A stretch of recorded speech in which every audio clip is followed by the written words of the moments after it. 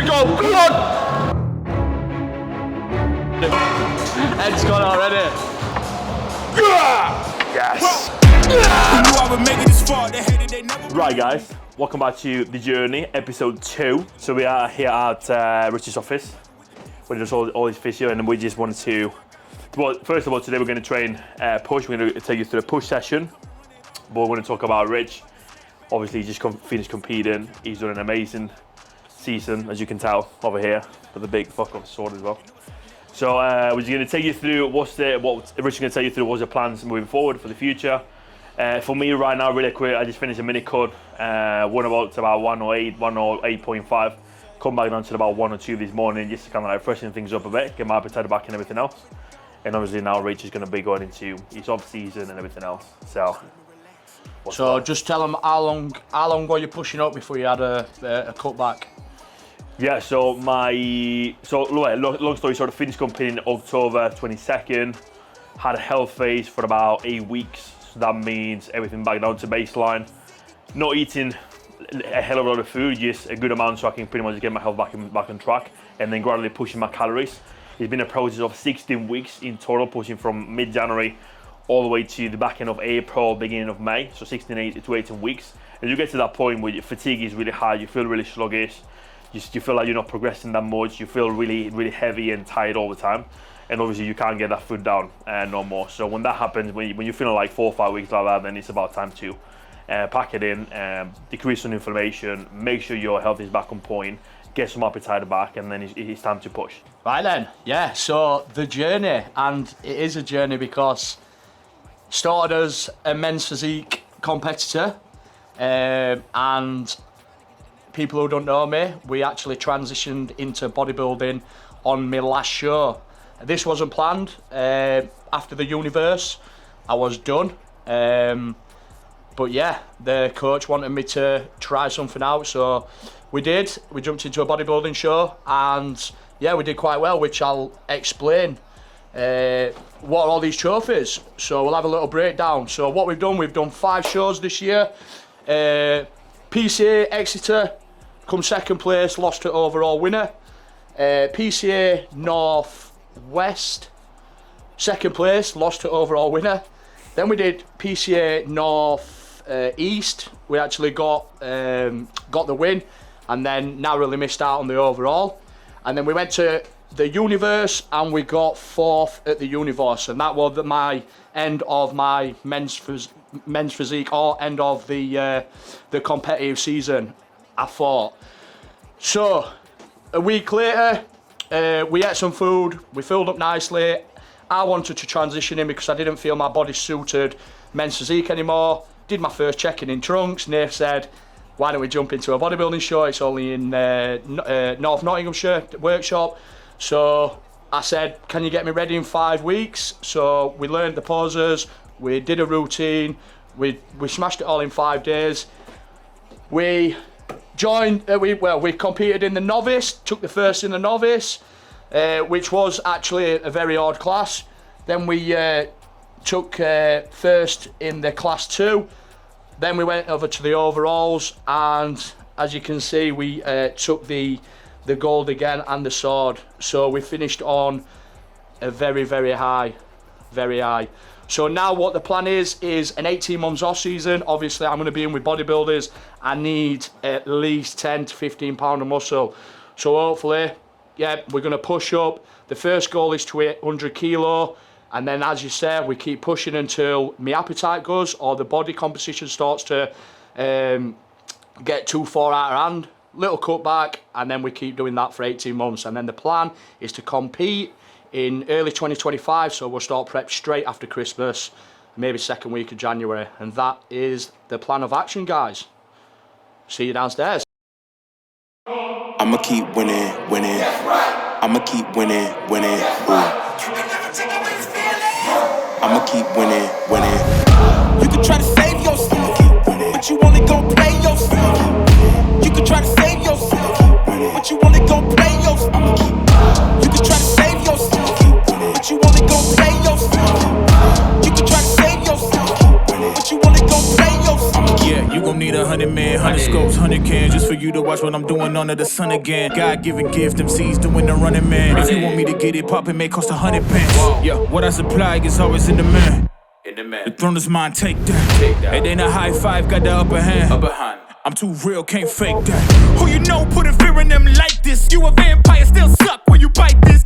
Lord forgive me for my sins, I'm feeling righteous. But they been next to me to show me I might just. They didn't think I could do it, I had to demonstrate how the flow is so heavenly, keeping demons straight. Who they fooling, I showed them the jig is up again. So little tip on this, for breathing. So everyone thinks that you just need to hold your breath all the way through the movement. But actually when you're training chest, you want to expand the rib cage. So a good cue, and this is also good for tempo wise. So a good cue is actually, when you're coming down, you want to inhale slowly all your air. You want to slide pause at the bottom, and that's when you hold and take the breath, contract hard or into dominant pressure. And then when you come back up, you want to slowly breathe out. And then again, when you're coming down, breathe in, hold, and then breathe your air out. And that is actually going to expand the rib cage rather than you hyperextending at the spine. And that's a really good tip because that carries over into tempo as well. How do you know you're going too fast? Well, if you can't control that because you're going like this, then you know you're going too fast in a rep. Just a quick one on this. Regardless of the exercise, I can guarantee the muscle groups that you lack connection with, those are going to be your worst muscle groups, 100%. You struggle to connect with your chest is probably going to be wank. You struggle to connect with your lats are probably going to be wank. So it's always very, very important, regardless if you're feeling the movement or not, to start your sessions with a shortening exercise. So the muscle group, in this case the chest, and the shortened range, allows you it's pretty much a better profile in terms of like the mechanical tension, so taken through a short range, so over here, then it go into mid-range, something like a chest press, and then go into a lengthy range, something like a dip.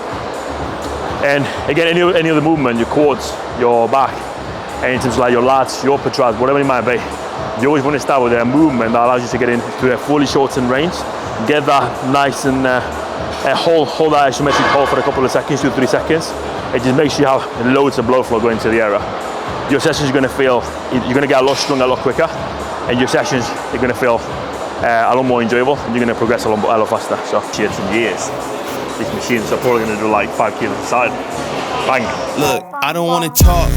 How you try and press the kid and read it, you was soft. All you know is capping, homie, you don't know the law. Pedal to the metal, you ain't catching me in park. I just hit the stop, I don't wanna speak. Talking all that good, so I just hit you with the please. Running up the score like Tyreek, I'm going deep. Watch me how I'm saucing, I be spreading it with ease. You gon' see the peace, you gon' see the flex when you hear these writtens. Trust me, you know the difference. I got a long ways to climb before you see a slippage. I see the process and the journey I'm supposed to be, but perplexed, cause I don't really see nobody close to me. Hopefully this ain't wasted, and I know it ain't. You gotta take the time for seasoning to marinate. You need the patience under pressure just to detonate. I'm trying to blow up and these heathens need to get it straight. Gifted with a vision and precision, I'm just trying to make it high key. Might be breaking free. There we go. I'm sure. There we go. So then even on that first set, I think I made a slight mistake because I actually felt it on my front delt. So no matter how experienced you are, these warm-up sets are vital to get the positioning right. And I probably should have done a little more warming up because I had the seat probably one too low, and I felt in the finished position here, look at my front delt, I was just converging too far upwards, and I was just hitting too much delt. So what I'll do now is I'll just raise the seat, and you don't need that much incline to hit the top of the chest. So that's what people think. And again, no matter how experienced you are, you still can make mistakes. So then warm up and then feeder sets are extremely vital to make sure you are getting the alignment properly. And equally on this machine, we see it all the time. People hyperextended the fork of it, so they sit down and then straight away, rather than keeping you flat against the pad and allow the machine to do its work, instantly, most people, they go around here. Yeah. And then all you're doing is making a beautiful piece of kit and a really, really nice incline chest press into a flat press.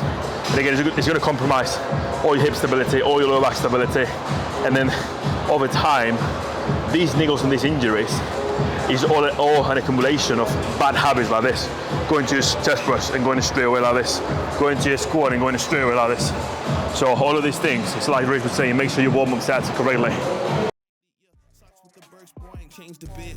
Normal guy till I die, you know what it is. You probably thought I'd give up now that I got some kids, but really now I got these arrows aiming at your ribs. I don't wanna talk how you try and press the kid and really you was soft.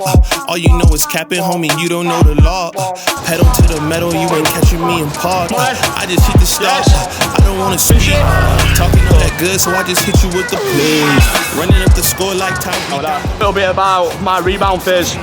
First time we've gone quite aggressive, started on 4,600 calories, and I'm now at, this morning as of 93 kilo, which I went on stage at 85, round about 85.5, and my heaviest weight I've ever been is 96.5. So by 3 or 4 weeks time, I reckon I'm gonna pretty much be at the heaviest I've ever been in less than 5 weeks. So yeah, I'm excited. And obviously you can tell my body composition is still really, really good. Really excited to see where we can take things this off season. Character, homie, you need a price, cause without it the squad ain't hearing you. Top of that, we ain't fearing yet. We swinging for the fences with the sting of a left hook that connects with Sonny Liston. I'm dismissing any and all of the disrespect. Nonetheless, it ain't a threat, I'm just letting y'all know who's next. I don't wanna talk how you try and press the kid and really you was soft. All you know is capping, homie, you don't know the law. Pedal to the metal, you ain't catching me in park. I just hit the start, I don't wanna speak. Talking all that good, so I just hit you with the plays. Running up the score like Tyreek, I'm going deep. Watch me run sauce and I be spreading it with ease. You gon' see the peas. Let's go, let's go.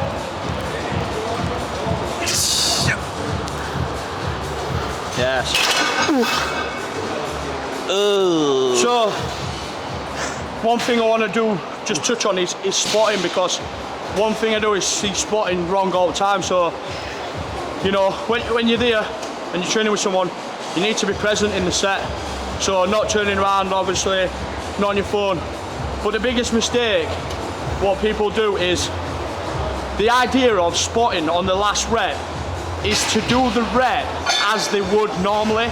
So what you'll see people do is actually help them too much, so they sling it up, or they'll leave them hanging there for 5 to 10 seconds, which again is just totally the opposite to what you want to achieve. You want to achieve the rep as if you were mimicking how he's actually doing the tempo in his set. So it's just a slight touch and just assisting in a normal tempo situation. And that's how you want to be doing your spotting, guys. Yeah.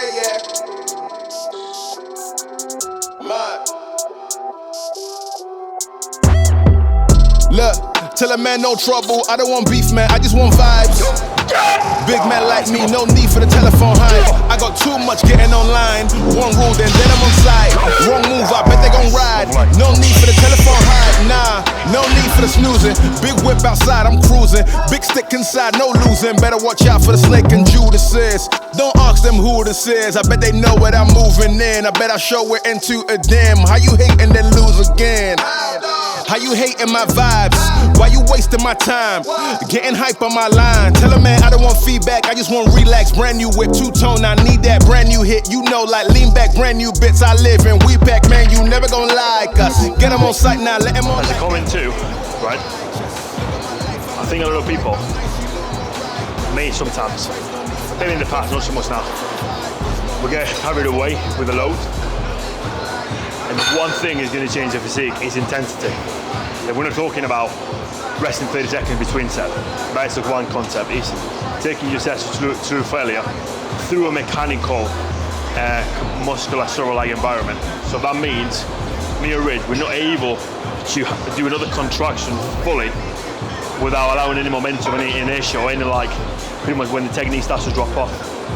So when you have that in mind, all of a sudden you start reducing all the loads massively. Because all you care is how much can you connect with that muscle on every single exercise. So again, going back to what we were saying earlier, drop this, the connection over the muscle group is always going to be pretty much the #1 priority. It's not the end of it all in terms of build a muscle. At some point you're going to have to push that load. But again, just make sure every single rep is exactly the same. You can feel every single rep, and there's no pops. Your shoulders are moving out of the place, your elbows are moving out of the place. So again, intensity is number one, always. Then they're looking like that. Look at him. Head's gone already. Yeah, tell a man no trouble. I don't want beef, man. I just want vibes. Big man like me, no need for the telephone hype. I got too much getting online. One move, then dead I'm on side. Wrong move, I bet they gon' ride. No need for the telephone hype, nah. One more. Rest pause.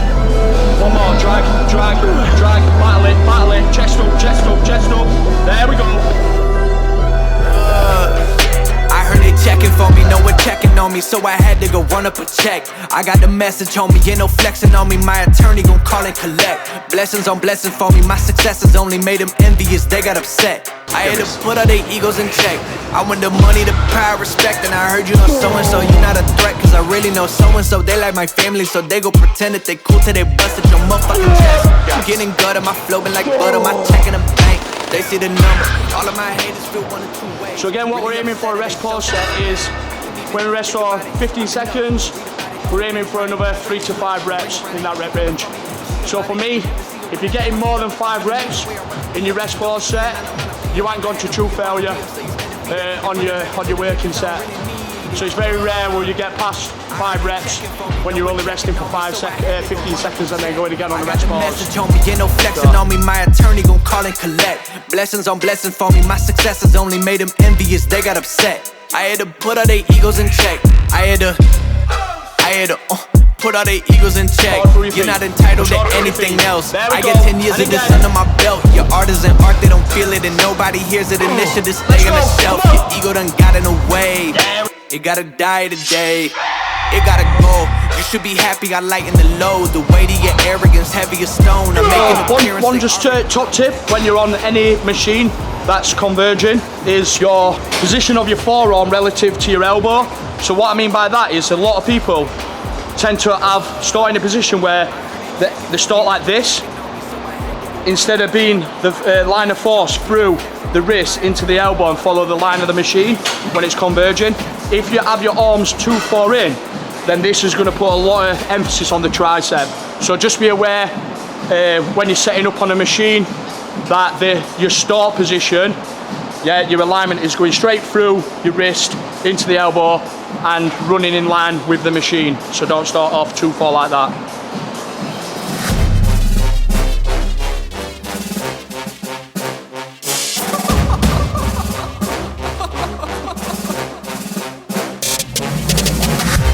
I'm not catching fades anymore. Gotta keep my hands clean when they come for the board. Keep it smooth like a dawn, making moves in the dark. Cause I learned how to swim in the pool full of sharks. Now they cautious, cause they can't read all his motions. How the kid never switch codes, but he codes with focus. Staring down your team with a frozen, ice cold look that could end the summer solstice. Cause I'm more like the top dog, keep on running game.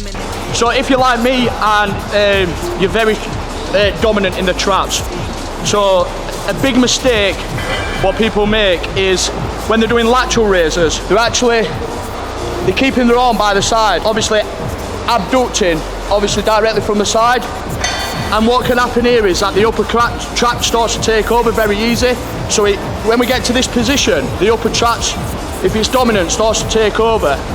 So the position, what you've just seen is the anatomic position, where it actually runs in line with the mid-delt fibers better. So what you got to think about in this position is having your arms slightly in front of you. And when we're coming down, not coming too far down that it relaxes the delt, so it's just a few inches out. And we're actually raising slightly in front of the body. And if you look at my side delt now, that is actually how the fibers run. So they don't run to the side like stuff. And that's why people get jammed up and start getting rotator cuff injuries. So this is not going to happen with every single person. Some people do lateral raises like that, fine. But if you're one of these people that are very upper trap dominant like me, and it starts taking over, maybe try this position. And all it is slightly in front of the body, a few inches away from the body, and then we're just going to raise in this anatomic position, like so. And we're going to concentrate on contraction, peak contraction, up in the shortened position. Like so, slight pause in the lengthened, and Sean forgot to mention on that is the upper trapper syndrome. So people who really got a lot of tension in the upper trap and struggle with upper trap tension, this could become from the job, whatever it is they have struggle activating the lower trap. So in this position, as we're doing a lateral raise, when we sort of get to this position, it starts switching on the lower trap. So when the lower trap switches on, the upper trap has to switch off. So that is the benefit, the main benefit of doing a lateral raise in this position, because we're going to actually switch on the lower trap, and then it's going to force the upper trap to switch off, and that's the real benefit you're going to get, and you're going to get no upper trap involvement. And if you do it, let me know, and you'll get a lot better feel on this movement, I can guarantee you. Especially if you're someone like me who struggles with that upper trap when raising to the side. Josh, don't do that shit. Knocking, boots Bruno on Mogley. When I pop out like likeness. Polished, briefcase, no wallet. Just blew a bag like Scotsman. Killed that. In the AM going real fast. UK honey at the drill, that bondsman. Bailed out, no conflict. Might have said I love her, but I never made a promise. She want seed, told her nothing in a blossom. Badging me for info at the shipper to Wisconsin. Only good for the lozenge. My whole contact list hit it, I don't even want it. Ting showed a jet love, but it never meant much. Never make decisions off a head rush. I've been down to $10. IRS kept track for 10 months. Had to switch how I went about it. Dues paid, collected all the loose change that I had left. Blew it on a new game. Set the high score, played it in machine stops. King's Cross, had to reconnect the where the jeans start. And get the deed done. They expected me to switch when I receive love. Gotta let the marathon run its natural course. I can feel the force. Knocking, boots Bruno on Mogley. When I pop out like likeness. Polished, briefcase, no wallet. Just blew a bag like Scotsman. Killed that. In the AM going real fast. UK honey at the drill, that bondsman. Bailed out, no conflict. Might have said I love her, but I never made a promise. I should be ashamed, man, I've said it to a few birds. Made them think that they was mine, gave them new purse. And attention, it got to their head quick. Will I ever learn? That's a good question. Damn, a lot of pressure, so I gotta pop. And I love it like I kinda pop. Sorry that y'all gotta watch. BKT's up on the truck. The boys are counting on me, need to make it out the mud. So for them, I get the deed done. When I receive love, you know the whole team up. That's why I let the marathon run its natural course. I can feel the force. Knocking, boots Bruno on Mogley. When I pop out like likeness. Polished, briefcase, no wallet. Just blew a bag like Scotsman. Killed that. In the AM going real fast. UK honey at the drill, that bondsman. Bailed out, no conflict. Might have said I love her, but I never made a promise. So that is a wrap on a push session. So basically we kind of just followed what I was doing through prep, because we're getting a new plan back end of this week. So I'm going to sit down with Nathan, we're just going to plan that out.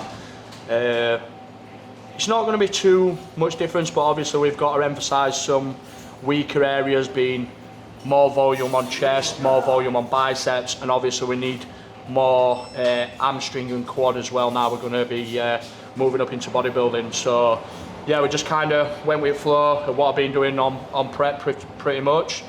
Having a feel at a few different things, see what feels good for my next block. And yeah, so today we just obviously started on a fly.